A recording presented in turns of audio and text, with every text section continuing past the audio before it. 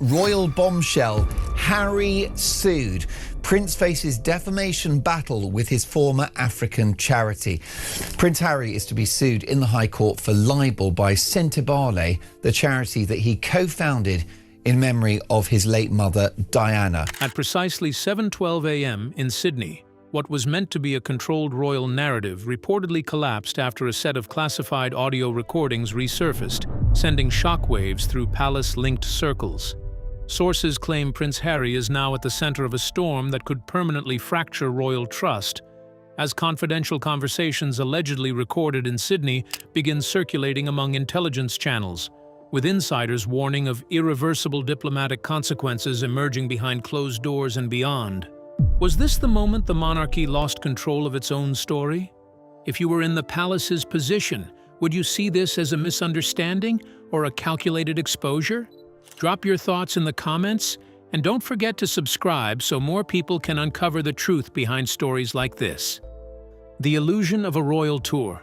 The polished image shattered quietly, almost unnoticed at first, somewhere high above the city inside a guarded hotel corridor. What was meant to look like a triumphant arrival had already begun to unravel behind closed doors. By the morning of April 14, 2026, the tone had shifted completely.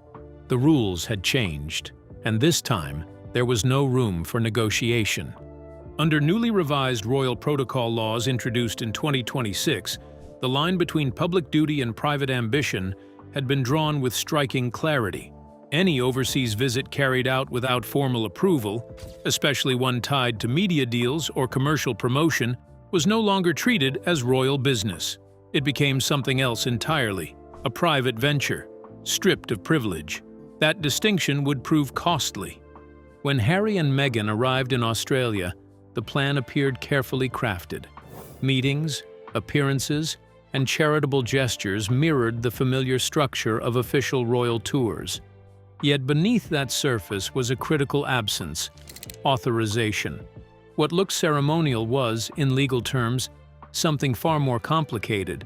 And once that line was crossed, the consequences followed swiftly. Inside the hotel, a tense exchange reportedly unfolded near the elevators. A senior federal agent delivered the message with unmistakable firmness. The visit, he explained, did not qualify for state-backed protection. Without recognition from the palace, diplomatic coverage could no longer apply. There would be no exceptions, no quiet adjustments. A deadline was given: 2 hours to arrange private security. The response was disbelief. Questions arose about perception, about safety, about the global image such a move might create. But the reply came back steady and unyielding. Perception was no longer relevant. Only compliance mattered now. By 10 a.m., the change was clear. Police escorts vanished, motorcades went quiet, and institutional protection was replaced by privately hired security whose costs quickly mounted. What was once an official safety net became a personal financial burden almost overnight. Outside, reactions spread fast. In government circles, the move was not seen as sudden but procedural, an application of rules shaped in London's legal framework. It was not rejection, but a calculated enforcement of established protocol. And while the immediate impact was isolation, something larger was already in motion. Behind the scenes, deeper reviews and financial examinations were beginning to take form. What started as a carefully staged tour was evolving into something far more serious, an unfolding challenge that could redefine everything they had built. What if that seemingly routine Sydney appearance on April 15, 2026, was never routine at all? What hidden strategy turned polished smiles into a calculated move? And how did emotion give way to a precise plan of influence and profit unfolding behind the scenes? The moment the mask fell. Pressure is mounting, and the atmosphere feels electric as events unfold with unsettling precision. What appeared, at first glance, to be a routine public appearance in Sydney on April 15, 2026, has quickly transformed into something far more calculated. Beneath the polished smiles and carefully framed images lies a strategy that insiders now describe as a sharp, almost clinical approach to influence and profit, one that replaces emotion with timing and sincerity with structure. By mid-morning the previous day, attention turned to a brief visit to a children's hospital. To most onlookers, it was a touching scene.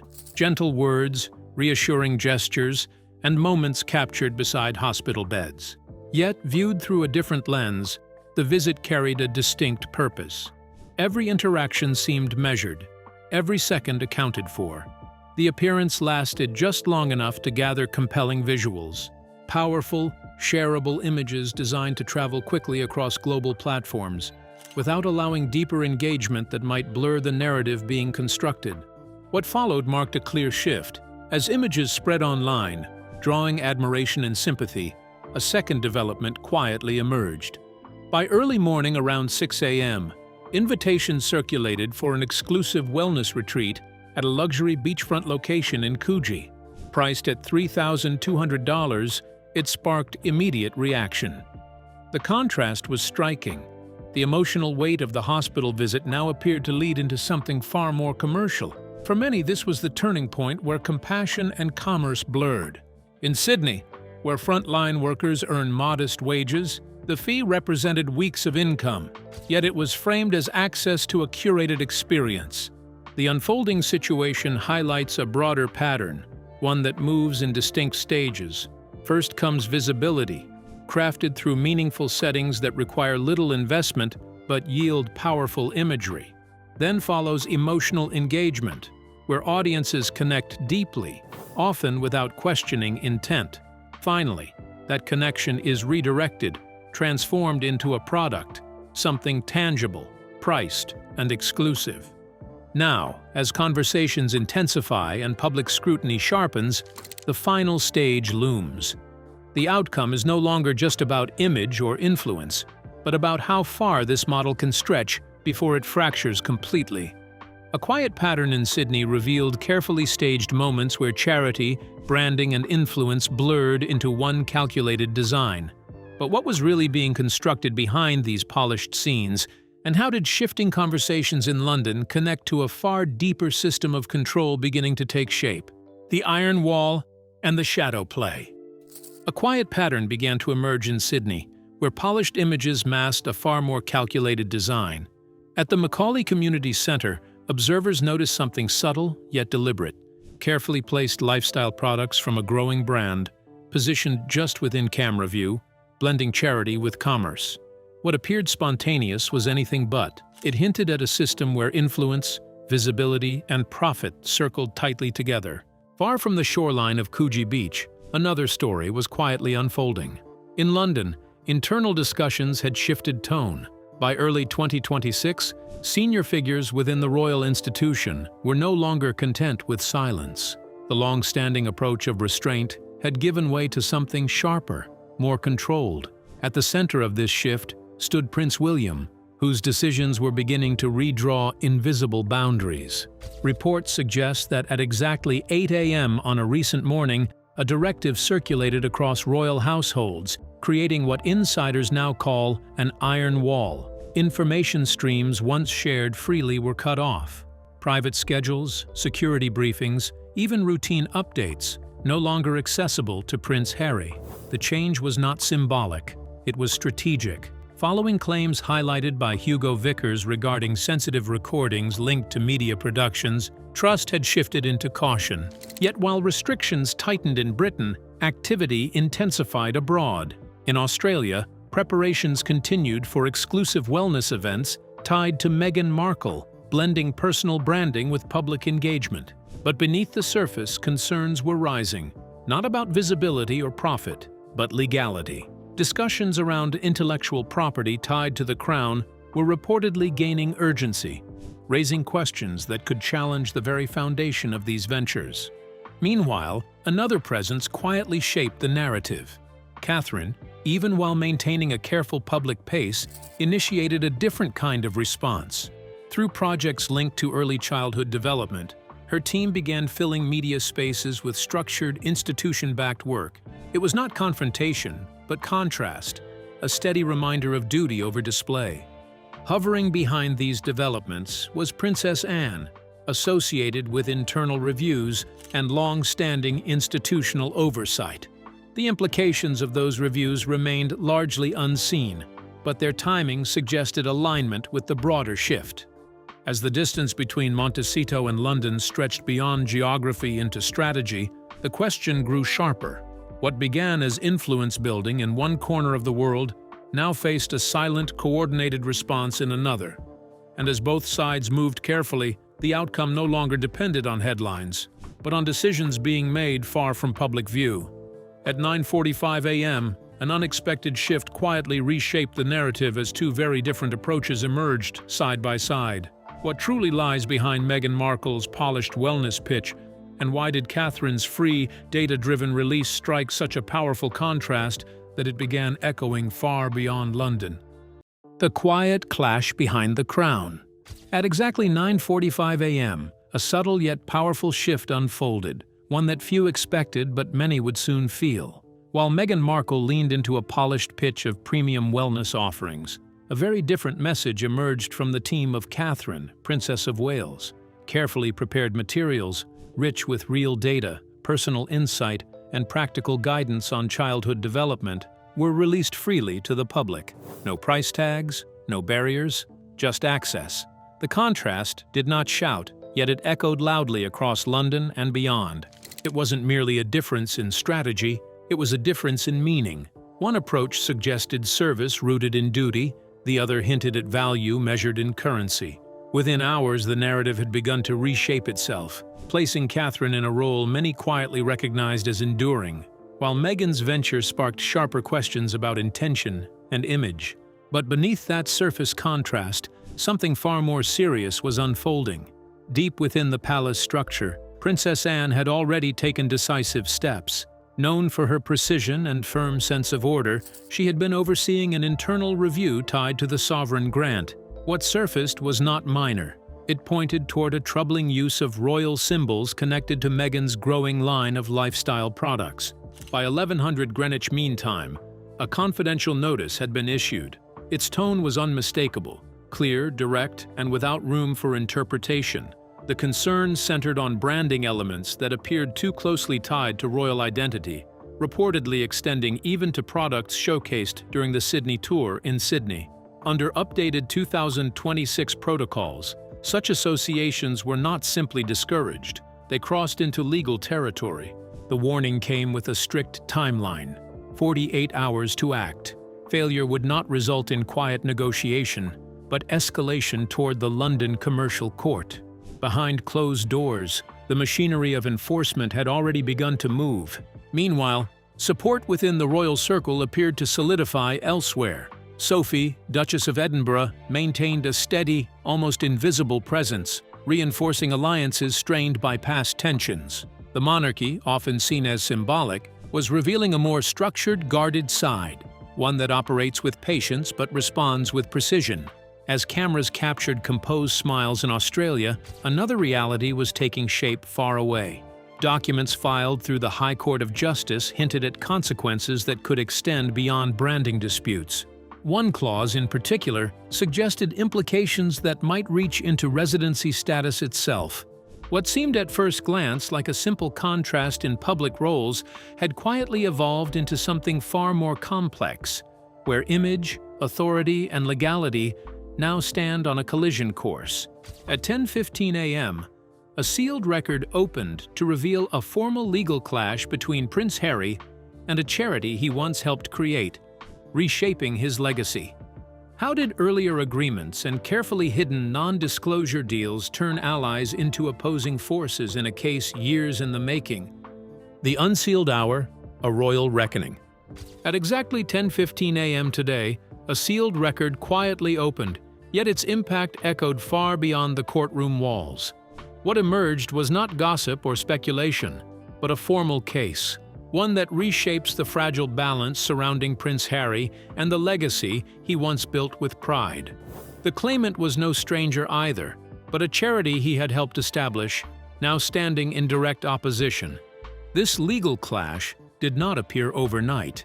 Its roots stretch back to earlier years when carefully crafted agreements, especially non-disclosure contracts, were used to protect reputations and manage sensitive information. For a long time, these tools worked quietly in the background. Now, they have become the very foundation of a serious accusation. The charity, led by the determined Sophie Chandor, claims that those protections were broken and not lightly. At the heart of the filing lies a powerful request, a freezing order over financial assets tied to the United Kingdom. The process itself is both simple and severe. First, the court reviews whether there is enough evidence of a breach. Then, to prevent funds from being moved beyond reach, whether overseas or into private holdings, accounts and properties can be locked in place. Finally, pressure builds toward either a settlement or a trial where private exchanges may become public, exposing details never meant to be seen. What makes this situation even more intriguing is the network forming behind the scenes. Chandor's legal team is said to be supported by advisors connected to Sophie, Duchess of Edinburgh, a figure long respected for her quiet strength and loyalty to the crown. Her influence has often remained subtle, but never insignificant. Now, that same network appears to be guiding a strategy that extends beyond a single dispute. This shift reflects a broader pattern within royal circles. The disciplined approach often associated with Princess Anne, focused, firm, and protective of institutional integrity, seems to have taken root across multiple fronts. What once appeared as isolated tensions now feels more coordinated, as if different branches are working toward a shared objective. Far from Montecito, where a new chapter had been carefully constructed, the unfolding legal pressure in Britain introduces a different reality. Financial security, reputation, and control over personal narratives are now intertwined in a high-stakes situation. As documents surface and strategies align, the question is no longer whether this conflict will escalate, but how far its consequences will reach, and what truths may emerge when the courtroom doors fully open. Sophie Chandor now stands at the heart of a storm unfolding in full public view, no longer a quiet palace matter, but a calculated legal clash. How did a distant royal dispute evolve into such a sharp confrontation? And what role does the Australian Coogee Wellness Tour play in this unfolding battle? The email that could break the illusion. Sophie Chandor stands at the center of a storm that is no longer whispered about behind palace doors, but unfolding in full public view. She is not merely a plaintiff, she has become the symbol of an institution learning to fight back, using the very legal strategies once mastered by Prince Harry himself. What once looked like a distant royal dispute has shifted into something sharper, more calculated, and far more difficult to ignore. Far from London, the carefully planned Australian tour, marketed as a wellness escape in the coastal calm of Coogee, was meant to steady uncertain finances. Instead, it now hangs under the shadow of Case 2026000412, where every dollar earned risks being trapped before it even reaches a California account. Legal experts quietly suggest that asset freezes and mounting costs could consume the venture entirely, turning what was meant to be recovery into further strain. Yet the deeper tension does not lie in public appearances or speeches. While Harry prepares to address global leaders at a safety summit this week, a different kind of exposure is unfolding behind the scenes. Documents filed in the High Court reveal a trail of evidence that shifts the narrative from speculation to something far more concrete. At the center of it all is a single email, sent in October, just after 3 a.m., from the Montecito residence. That message, now sitting on page 42 of the filing, is quickly becoming the focal point of the entire case. Its tone, its timing, and its contents have raised difficult questions about private attitudes toward those who once offered support. What exactly was said in those early hours when discretion was assumed and scrutiny felt distant? Observers in London suggest that this moment could redefine everything. The idea of rock bottom, once dismissed as exaggerated commentary, is beginning to take on a more literal meaning. Financial vulnerability, reputational risk, and legal pressure are no longer separate threads. They are converging into a single, undeniable reality. For Sophie Chandor, the case is not just about accountability. It represents a turning point where silence is replaced with action. And for Harry, the implications may stretch far beyond a single lawsuit, reaching into the very foundation of a carefully built global identity. As the details continue to emerge, one thing is becoming clear. This is no longer a story about perception, but about evidence. And evidence rarely whispers when it finally speaks. What really changed in those tightly packed days where perception and reality collided? And what happened inside Clarence House on April 1st, 2026, that turned a routine 45-minute meeting into something far more controlled and quietly revealing than anyone expected? Inside the unraveling of a royal image. To grasp how quickly the Sussex narrative shifted, one must look not at years, but at a tightly packed window of days where perception, protocol, and reality collided. What unfolded was not a single dramatic fall, but a series of quiet, calculated moments that slowly redrew the lines between royalty and reinvention. The tension sharpened behind closed doors at Clarence House on April 1st, 2026. Prince Harry arrived expecting a private audience with King Charles III, but what stood out was not the brief 45-minute meeting. It was the unseen barrier placed before it. For the first time, heightened electronic screening reportedly became part of the process. The symbolism was hard to ignore. Trust, once assumed within royal walls, now appeared conditional, shaped by the possibility that even private words could travel far beyond the room. Yet thousands of miles away, the contrast became even sharper. By April 10th, the atmosphere had shifted entirely at Sydney International Airport. Gone were the ceremonial welcomes that once defined royal tours. There was no official reception, no formal procession, only a quiet arrival among everyday travelers. The absence spoke volumes. It suggested a recalibration, where titles no longer guaranteed state recognition, and where image had to stand without institutional backing. 2 days later, the tone turned more complicated.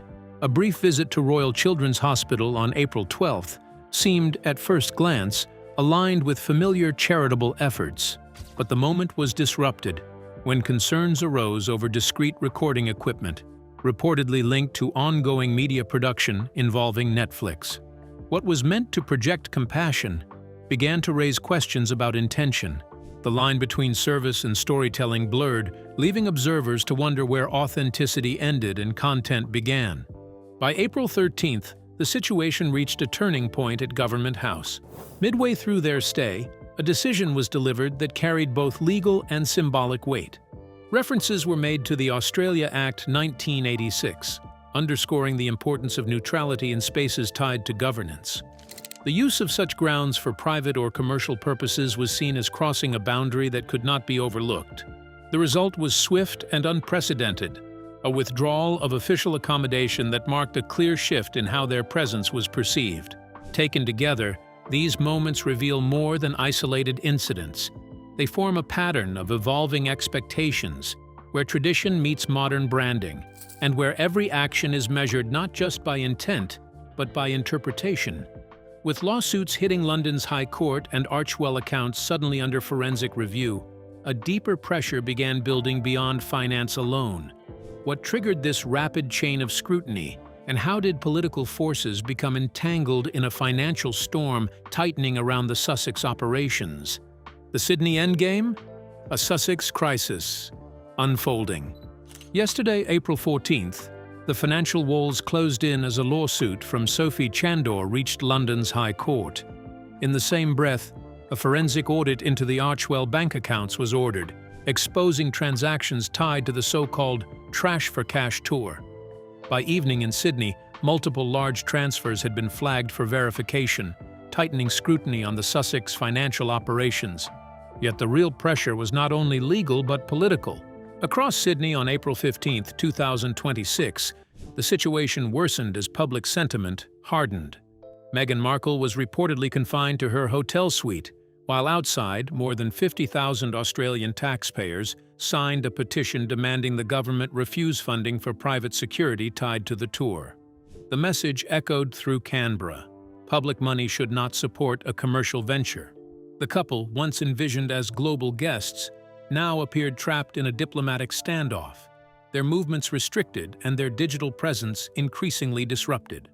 Behind closed doors, an undisclosed communication from the king's private secretary shifted the trajectory entirely. The call, allegedly recorded by a source near the governor's office, carried implications that the Sussexes' return to California might be accelerated beyond their control. Questions immediately emerged about who would accompany them on that return, or whether the departure would even be voluntary. As pressure mounted, analysts mapped three possible outcomes for the collapsing tour. The first, a 30% scenario, involved a dramatic countermove, a press statement from their hotel revealing private recordings of senior royals intended to deflect attention from financial scrutiny. The second, at 20%, suggested a quiet midnight exit from Sydney, framed as a security concern or family emergency. The third, and most likely at 50%, pointed to an official rejection by Australian authorities, stripping any remaining diplomatic recognition and forcing a coordinated withdrawal under formal notice. What had begun as a high-profile visit now stood on the edge of an unprecedented breakdown, as London and Canberra aligned in tightening oversight and every remaining option narrowed toward an inevitable conclusion.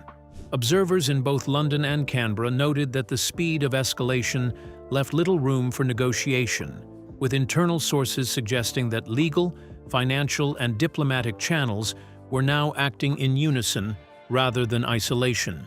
What once appeared as a carefully managed international tour had, within 48 hours, transformed into a coordinated containment effort where every decision carried immediate consequence and every silence spoke louder than official statements.